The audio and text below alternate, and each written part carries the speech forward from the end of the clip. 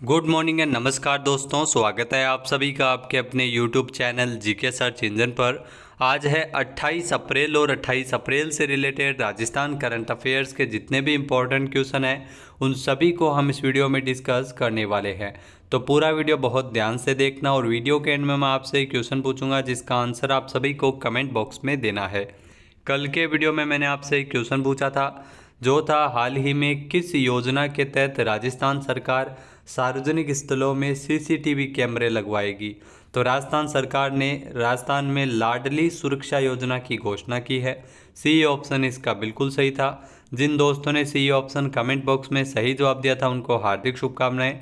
जी हाँ दोस्तों, लाडली सुरक्षा योजना के तहत राजस्थान सरकार है वो सीसीटीवी कैमरे लगाएगी। तो बजट 2024-25 में इस योजना की घोषणा की थी। मुख्य उद्देश्य योजना का सार्वजनिक स्थलों में सीसीटीवी कैमरे लगवाना, जिसमें बालिका छात्रावासों, नारी निकेतन और राजस्थान सरकार के द्वारा इन स्थानों पर सीसीटीवी कैमरे लगवाए जाएंगे। तो चलिए स्टार्ट करते हैं आज के राजस्थान करंट अफेयर्स। पहला क्वेश्चन है, राजस्थान लोकसभा चुनाव 2024 के दूसरे चरण के दौरान 13 लोकसभा सीटों में कुल कितने प्रतिशत मतदान हुआ। तो 13 लोकसभा क्षेत्रों में अगर टोटल मतदान की बात की जाए तो 64.56% वोटिंग हुई है, यानी कि सी ऑप्शन इसका बिल्कुल सही हो जाएगा। आइए जानते हैं इम्पोर्टेंट फैक्ट्स। तो राजस्थान में लोकसभा चुनाव का दूसरा चरण जो 26 मार्च को पूरा हुआ है, पहले चरण का जो वोटिंग है वो 19 अप्रैल को आयोजित की गई थी। तो दूसरे चरण के तहत राजस्थान के 13 लोकसभा क्षेत्रों में मतदान हुआ था, जो पहले चरण की तुलना में दूसरे चरण में 6.28% ज़्यादा वोटिंग हुई थी। दूसरे चरण के दौरान 13 लोकसभा सीटों पर कुल 64.56% मतदान हुआ था। वहीं 2019 के लोकसभा चुनाव में इन 13 लोकसभा क्षेत्रों पर 68.42% वोटिंग हुई थी, यानी पिछली बार की तुलना में इस बार 3.86% कम वोटिंग हुई है। इसके अलावा सर्वाधिक वोटिंग कहाँ पर हुई है, तो सर्वाधिक बाड़मेर में हुई है 74.25%। नेक्स्ट है, राजस्थान में किस जिले की नीरू यादव जो न्यूयॉर्क में होने वाली जनसंख्या और विकास आयोग की वार्षिक बैठक में शामिल होगी। तो जो आप तस्वीर में देख सकते हैं नीरू यादव, इनका संबंध है वो राजस्थान के झुंझुनू से है, यानी कि बी ऑप्शन इसका बिल्कुल सही है। ये इस बैठक में भाग लेने न्यूयॉर्क जाएगी। आइए जानते हैं इम्पोर्टेंट फैक्ट्स। तो झुंझुनू जिले की ग्राम पंचायत लांबी अहीर की सरपंच है नीरू यादव, जो न्यूयॉर्क में पंचायत स्तर पर बालिकाओं और महिलाओं को सशक्त करने के लिए किए गए नवाचारों पर अपने अनुभव साझा करेगी। जनसंख्या और विकास आयोग की जो वार्षिक बैठक है वो 29 अप्रैल से 3 मई तक ये बैठक न्यूयॉर्क में आयोजित की जाएगी। वार्षिक बैठक में सतत विकास के लिए 2030 एजेंडा की समीक्षा करना है। यह न्यूयॉर्क में संयुक्त राष्ट्र के जनसंख्या और विकास आयोग जो CDP की ओर से आयोजित होने वाले वार्षिक सम्मेलन जो CPD मीट 2024 में चुने हुए जनप्रतिनिधियों के नेतृत्व में अनुभव विषय पर अपने विचार विमर्श करेगी 3 मई को। नेक्स्ट, हाल ही में राजस्थान में मुख्यमंत्री आयुष्मान आरोग्य योजना, इस योजना में जितने भी शामिल परिवार हैं उनकी पॉलिसी वैधता की अवधि कब समाप्त हो रही है। जहाँ इस पॉलिसी वैधता की जो अवधि है वो 30 अप्रैल को समाप्त हो रही है, यानी कि ए ऑप्शन इसका बिल्कुल सही है। आइए जानते हैं इम्पोर्टेंट फैक्ट्स।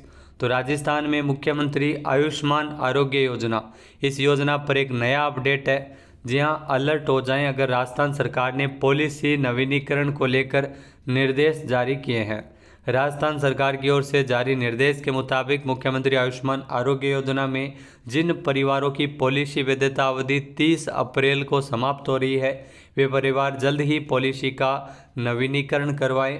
पॉलिसी नवीनीकरण होने पर ही उन्हें 1 मई 2024 से स्वास्थ्य बीमा योजना का लाभ मिल सकेगा।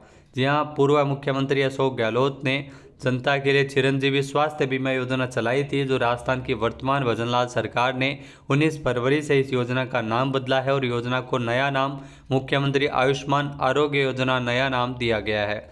इसके अलावा राजस्थान में प्रत्येक परिवारों को इस योजना के तहत लाभ में किसी प्रकार की कटौती नहीं की गई है, यानी 25 लाख रुपए तक का कैशलेस इलाज की सुविधा इसमें मिलती है। नेक्स्ट, राजस्थान में 25 अप्रैल को किस जिले में वायुसेना का, जी हाँ, भारतीय वायुसेना का टोही विमान क्रैश हो गया था। जी हाँ, आप देख सकते हैं जैसलमेर में ये विमान क्रैश हुआ था जो मानव रहित विमान था, यानी कि ए ऑप्शन इसका बिल्कुल सही है। आइए जानते हैं इम्पोर्टेंट फैक्ट्स। तो जैसलमेर से 30 किलोमीटर दूर पीपला जजिया गांव में 25 अप्रैल को वायुसेना का टोही विमान क्रैश हो गया था। अधिकारियों से मिली जानकारी के मुताबिक ये यूएवी एयरक्राफ्ट है जो मानव रहित होता है और बॉर्डर एरिया पर हो रही गतिविधियों पर नज़र रखने का काम करता है। ये बॉर्डर एरिया में लगातार घूमता है और निगरानी करता है और इससे पहले भी ये क्राफ्ट है वो तकनीकी खामी के चलते क्रैश हो चुके हैं। इसके अलावा हाल ही में आपको पता होगा कि 12 मार्च को भारत शक्ति युद्धाभ्यास के दौरान जैसलमेर के पोखरण फील्ड फायरिंग रेंज में तेजस फाइटर प्लेन भी क्रैश हुआ था। नेक्स्ट क्वेश्चन है, हाल ही में झुंझुनू की सिमरन चौधरी ने अमेरिका में सोलर एनर्जी पर आयोजित अंतर्राष्ट्रीय प्रतियोगिता में कौन सा मेडल जीता है। जी हाँ, सिमरन चौधरी ने इस प्रतियोगिता में जीता है गोल्ड मेडल, यानी कि ए ऑप्शन इसका बिल्कुल सही है। आइए जानते हैं इम्पोर्टेंट फैक्ट्स। तो भारतीय प्रौद्योगिकी संस्थान आईआईटी मुंबई तथा झुंझुनू से है सिमरन चौधरी। जी हाँ, आईआईटी मुंबई में पढ़ती है और राजस्थान के झुंझुनू की रहने वाली है सिमरन चौधरी, जिन्होंने अमेरिका के सोलर एनर्जी पर आयोजित अंतर्राष्ट्रीय प्रतियोगिता में गोल्ड मेडल अपने नाम किया है। सिमरन चौधरी झुंझुनू जिले के हंसासर गांव की मूल निवासी है और मुंबई आईआईटी में पीजी प्रथम वर्ष की छात्रा है। अमेरिका के डेनवर में स्थित national renewable energy laboratory USA में 19 से 21 अप्रैल तक अंतर्राष्ट्रीय प्रतियोगिता आयोजित हुई थी। नेक्स्ट क्वेश्चन है, राजीव गांधी युवा मित्र इंटर्नशिप योजना के स्थान पर राजस्थान सरकार कौन सा नया प्रोग्राम शुरू करने जा रही है। तो राजस्थान सरकार इस इंटर्नशिप योजना के स्थान पर मुख्यमंत्री फेलोशिप प्रोग्राम शुरू करने जा रही है, यानी कि बी ऑप्शन इसका बिल्कुल सही है। आइए जानते हैं इम्पोर्टेंट फैक्ट्स। तो राजस्थान में पूर्ववर्ती कांग्रेस सरकार की राजीव गांधी युवा मित्र इंटर्नशिप योजना, इसको बंद करने के बाद भाजपा सरकार अब मुख्यमंत्री फेलोशिप प्रोग्राम शुरू करने की तैयारी कर रही है। इसके तहत अब प्रतिभावान युवाओं को इसके माध्यम से जोड़ा जाएगा। वे पहले सरकारी योजनाओं की स्टडी करेंगे, फिर उन युवाओं के द्वारा जो जनता तक योजनाओं को प्रसारित करवाया जाएगा।